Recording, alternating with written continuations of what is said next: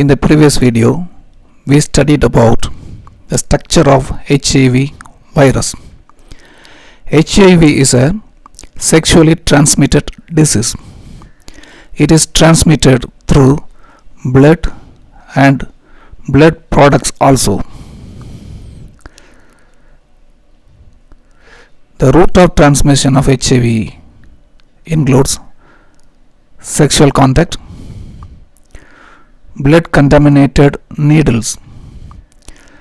So disposable needles have to be used to prevent the transmission.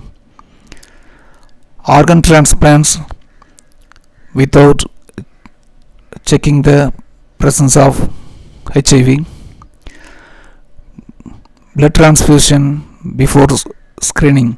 So screening of blood is necessary before transfusion to prevent HIV infection. From HIV infected mother to child, the infection spreads. This is called as vertical transmission.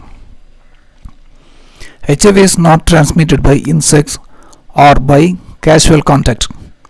The HIV virus is present in body fluid like blood, lymph, synovial fluid, pericardial fluid. It is not present in saliva. So casual contact cannot spread the disease. HIV is not transmitted by insects because the HIV cannot recognize the receptors of the insect cells. It cannot infect insects. The insects excreta does not contain the HIV virus. The HIV can survive for 1.5 days inside a cell. So outside the cell, that means in the fluid outside the cell, HIV can survive only about 6 hours.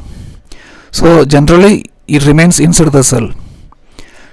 The HIV is often located within the cells, especially in macrophages. The multiplication of HIV takes place mainly inside the macrophages. So macrophages are kind of phagocytes. After getting into the body of a person, the HIV virus enters into the macrophages. Inside the macrophages, the viruses multiply. The HIV virus has RNA as genetic material. It is a single-stranded RNA. The virus has no metabolic machinery to produce its proteins. So it controls the host cell to produce its components. This RNA cannot produce mRNA. So this RNA is converted into, this is viral RNA. Viral RNA is converted into viral DNA by enzyme reverse transcriptase. Retroviruses have enzyme reverse transcriptase. The reverse transcriptase enzyme converts the viral RNA into viral DNA. The viral DNA enters into the host cell and it combines with the host DNA. The viral DNA controls host DNA to produce the needed protein and viral RNA. So first the viral particles infect macrophages. The viral RNA enters into macrophage. It is a single-stranded RNA. With the help of reverse transcriptase enzyme, this RNA is converted into DNA. This DNA combines with the host DNA found inside the nucleus. By controlling the host DNA, by controlling the host metabolic activities, the HIV virus produces the protein needed for its structure and RNA, and the viral particles emerge out. New viral particles are formed inside the macrophages. Then the viral particles come out of the macrophages and affect new macrophages, and they affect T helper cells. The macrophages continue to produce viruses. In this way, macrophages act as HIV factory.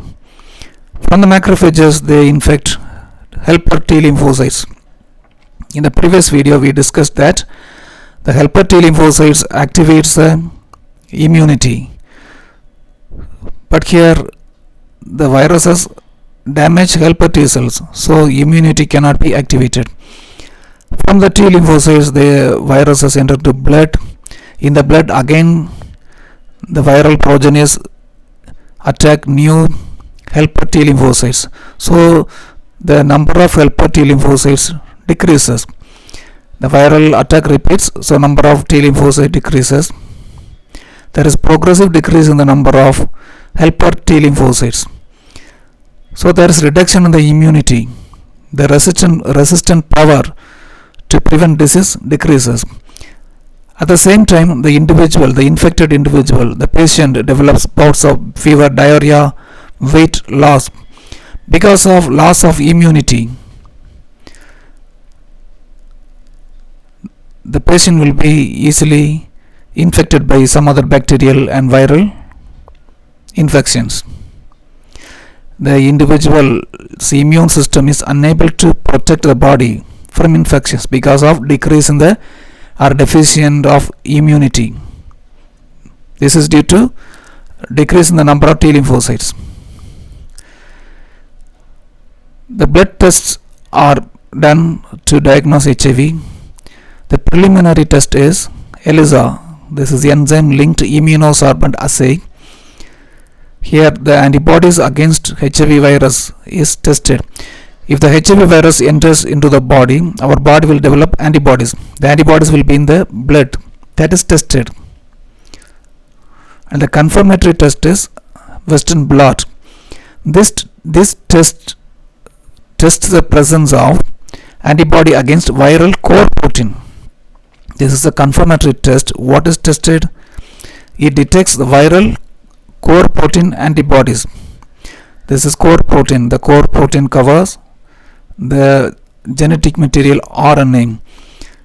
Antibody against this core protein is tested. This is confirmatory test. If the ELISA confirms the presence of antibodies and the Western blot also confirms the presence of HIV antibodies, then the individual will be confirmed as HIV positive. There is no proper treatment, the cure for the HIV, so prevention is better than cure.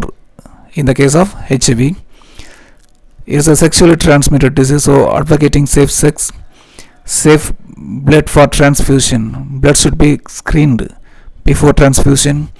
Use of disposable needles. The needles should not be used again and again. Usually drug addicts have the practice, so prevention of drug abuse is very important to prevent the spreading of HIV. Awareness programs are very important in eradicating the HIV infection. NACO, National AIDS Control Organization, and NGOs, non-governmental organizations, various organizations, and WHO, they involve in spreading awareness about the HIV. Our immune system protects the body from infections. The HIV infection reduces the immunity, that is resistant power. Sometimes our immune system reacts against our own molecules. That results in autoimmune disease. We will learn about autoimmune disease in the next video.